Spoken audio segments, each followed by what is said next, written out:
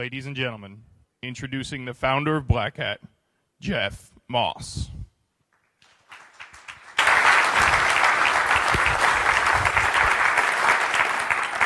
Good morning, everyone. Welcome to our 8th Black Hat Singapore, the 4th that we've had in Singapore recently. But some of you may not remember, we were first in Singapore in the year 2000. It was one of the first conferences Black Hat ever did outside of the United States was here in Singapore. And we were the first purely technical, non-commercial security conference.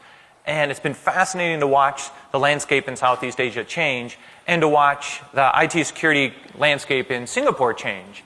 I think this will be almost by 20% our largest show ever in Singapore. And so each year, things just continue to grow. And that's why we've added a 4th track of speaking, an additional track of speaking. We've grown the business hall. We had an open reception last night.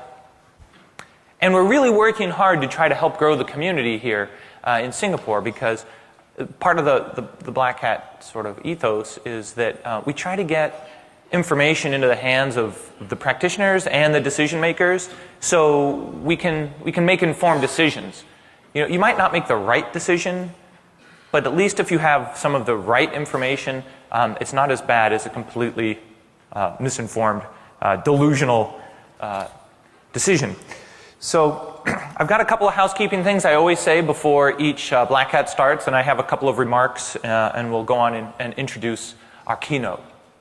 I'm really proud that we have given away 31 scholarships for students, which means that students here in Singapore in university working in IT or security wrote white papers on a subject, submitted them to Black Hat.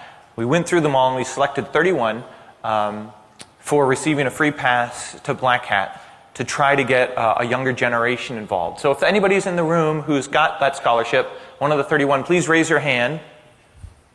Right on, thank you. Yeah.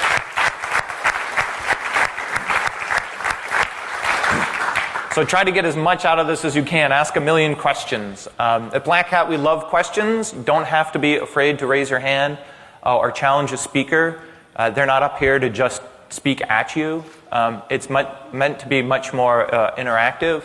And we also have 61 people from 61 different countries here at Black Hat, which is also, I think, a record. And we track which countries people are coming from. And there's 21 countries that have sent only a single person. And so I'm just going to name some of the countries to give you an idea of the scope of which people will travel for this knowledge. Algeria, America Samoa, Bahrain, Cambodia, Cameroon, Canada, Cyprus, Denmark, Iceland, Iran, Luxembourg, Malta, Papua New Guinea, Qatar, Romania, Sudan, Tanzania, and Tunisia. So we have a really wide perspective attendees here, perspectives of attendees here. And so that's why I want to encourage you to talk and take advantage of the breaks, because I think Black Hat is half content, but it's half social, right? Because a lot of the problems are social and political problems, not just technical problems. And so to solve those, you're going to have to actually interface with humans. I also have a couple housekeeping things I want to bring up. This is just so you don't get lost and miss out on anything. And it's generally, sessions will start today at 10:15 on schedule. Right across the hallway here is what we call the business hall. That's generally where all the coffee breaks will be, and also where the reception tonight will be held. It's open now, so you can go in there anytime, meet with vendors, sit down, talk in maybe a more quiet environment. Lunch will be there at 12:45 this afternoon. And there's a reception that starts there at 5:30 this evening, right after the sessions end. And then tomorrow we have our second keynote from Samil Shah called The 7 Axioms of Security. Same room here, same time. But you won't have to listen to me say this all over again tomorrow. It'll be much shorter. Okay, I'd like to introduce now Doug Brown, the Managing Director for the Asia Pacific region for Qualys. And Qualys, for many of you who don't know, Qualys has been a long-term supporter of Black Hat, almost 15 years. And they were cloud before there was cloud. I think it was software as a service before it was software as a service. And so they've been around a long time and have seen the landscape change. Doug's been with Qualys since 2013, based in Sydney, Australia. He has extensive development experience and involvement in building security operations in different regions around the world. He's filled leadership, technical, consulting, sales roles. So he has a really solid understanding of the challenges and opportunities that companies face. He's going to give us a couple of words on where Qualys sees the market moving, and then I'll be back to introduce our keynote. So, thank you very much. Thank you, Doug. Thanks, Jeff. Thanks. Morning, everyone. Thank you and welcome to Black Hat Asia 2017. I wanted to take a few moments just to share with you one of the quotes that I kind of live by in the space that we have today. And that is a quote from Sun Tzu in The Art of War, which says, "Know thy enemy, know thyself," right? And I think it's very important to understand the different threats and risks we face in terms of knowing our enemy, right? Whether it be data loss, breaches, whether it be malware, ransomware, exploits, vulnerabilities, which we're particularly good at, but all of those different spaces that we see out there, the different research that's coming out all of the time, the exploit feeds that come through from that, those are all the different threats and risks we need to understand the different threat actors and that at play out in the world. But to add to that, and to add to what Jeff was saying there as well about the complexities that we do see, is that the world is rapidly changing. We see digital transformation across the globe, businesses driving their critical sort of information, applications, and processes up onto the web, into the cloud, through the Internet of Things. And then they want all of this to be accessible from anywhere, anytime, from any device, whether it be a smartphone, a laptop, anything like that. They want to make sure that you can access that information to do your job and or use their service on a consumption basis. So that has actually changed the know yourself sort of paradigm quite a lot. You've got infrastructure sitting everywhere. You've got applications that are exposed everywhere. And you need to make sure that you understand those so that you can apply that threat risk lens and actually see where you have things that are exposed. So I think Black Hat Asia 2017 poses an extremely unique opportunity for you to actually go out there and talk to your fellow delegates, talk to the vendors and sponsors out there in the business hall who may have seen these different challenges and issues that you have in different other clients. They're a bit like bumblebees from flower to flower gathering pollen. They're seeing all those numerous clients. They're quite a good bunch of people to tie together the information security community because they're seeing all those different clients across the different regions. So go and talk to them, make use of their knowledge. The speakers that we have here today, go and grab some of their time, grab a coffee with them, talk to them about what you're doing. And I think Black Hat poses a unique opportunity to be able to go and do that. It's a very collaborative event. It always has been. It's different to others. So I think it's important to go and make use of that. So all I'll say further to what I've said now is make sure you get value out of this event. Thank you for being here and making the time to be here. Make sure it counts. And please come and talk to us through in the business hall area and enjoy Black Hat Asia 2017. That's it. Thank you. Thank you. Thanks. I think for many of us, we're at a point in time where things have been relatively predictable for maybe 10 or 15 years. And now we're at a convergence. We see, or at least I see a couple forces starting to change, starting to reach a tipping point. It's unclear exactly how things will go, but they're going to go in a direction. And that means we now become more valuable. We can influence the direction of some policy or technical standards. And so therefore, everything you've been working on, I think we're reaching an opportunity moment where we can be especially valuable. And I'm going to give you a couple of examples where I think this is happening. One is sort of the convergence between tech, the mentality of just ship it, produce code, race to market. It's almost a race to the bottom of who can ever get code out, the most features out. And it's been economically rewarding for a long period of time. But it's now starting to bump up against the awareness of policymakers. Policymakers are now starting to become concerned about the social impacts of some of these decisions. And there's a couple of drivers of why this is happening. Part is awareness of the populace, awareness of the decision makers. In the United States, the supposed meddling of Russia in the American election system, that rose the visibility of our profession quite a bit. Right? We're all being quoted in the newspapers. You can't get around some of these tidal forces. So I think what's going to happen now is we're going to be looked toward providing some of this policy advice. Or we're going to be involved in some of these decisions. So if that happens, you need to be informed, and you need to think through the balances between the tech imperatives, which is essentially a profit motive, and the social imperative.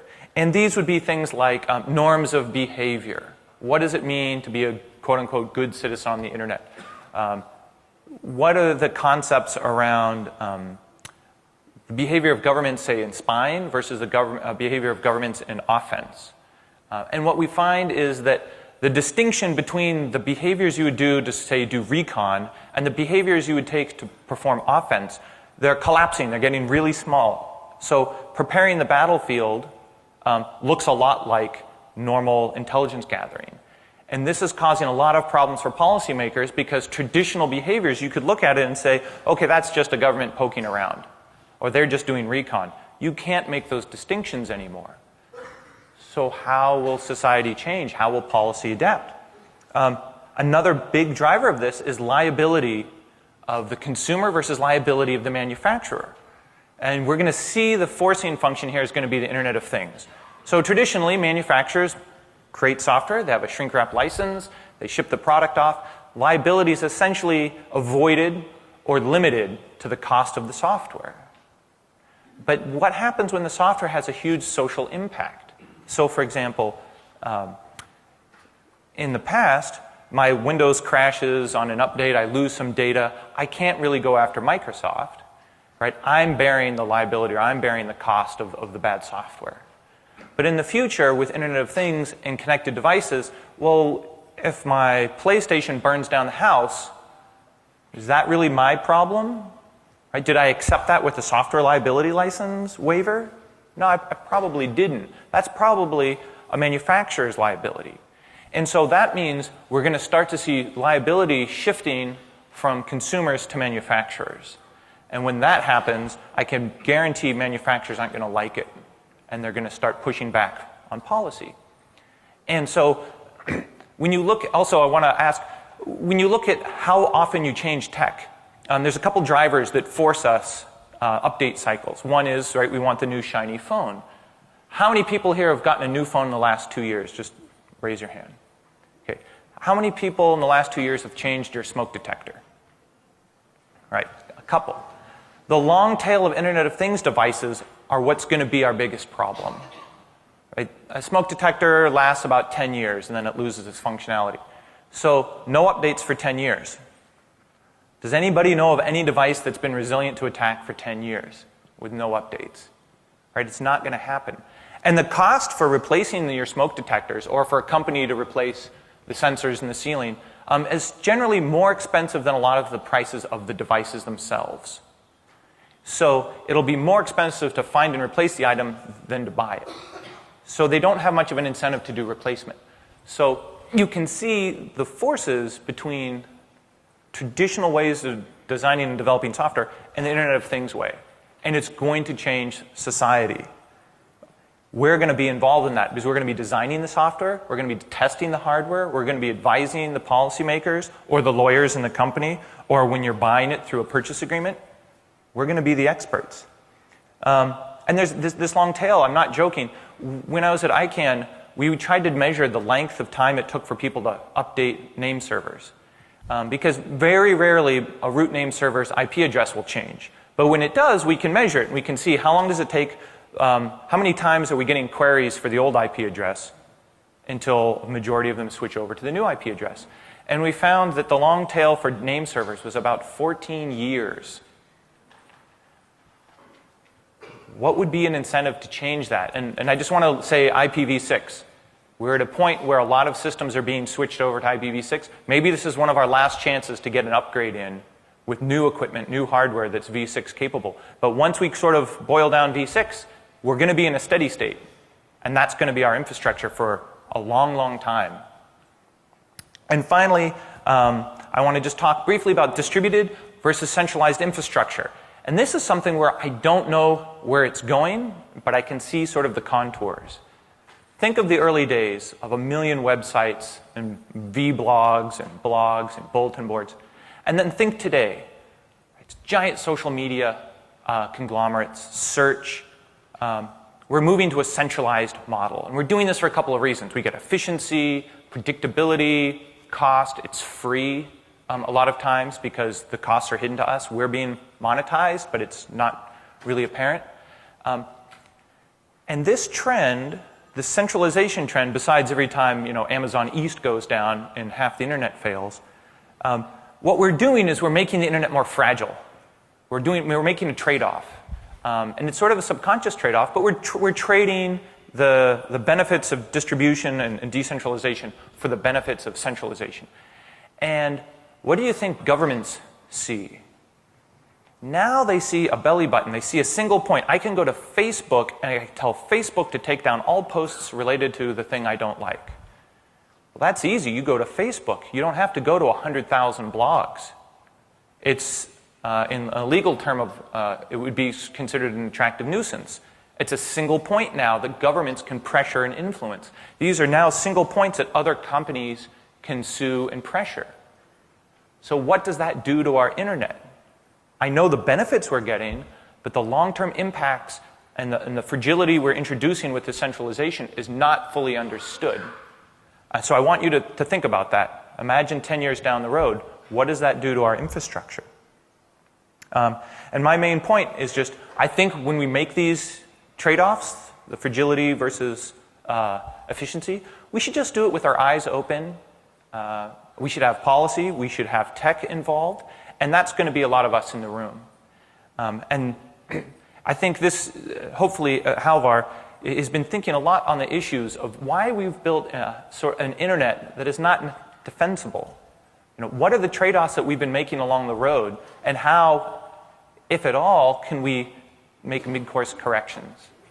So, with that, it's going to be my pleasure, it really is my pleasure, to introduce Halvar. I first met Halvar at a Black Hat Amsterdam in 2001.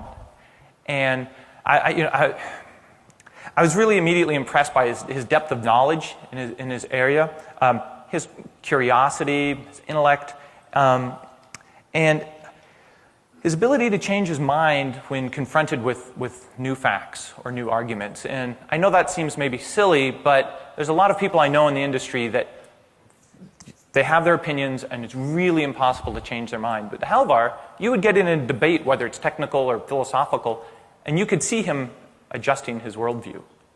And to me, that's really refreshing, because now you're not debating at someone, you're having a conversation, and you're evolving. And I think that's why he's been so successful in his career. He trained for Black Hat around the world on reverse engineering. And you have to remember, in those days, 2001, Halvar was the only person in the world training on reverse engineering. There's one lady that did some decompiler work in Australia, and there were some intelligence agencies, and that was it. Right? Now think about how you use reverse engineering in your job.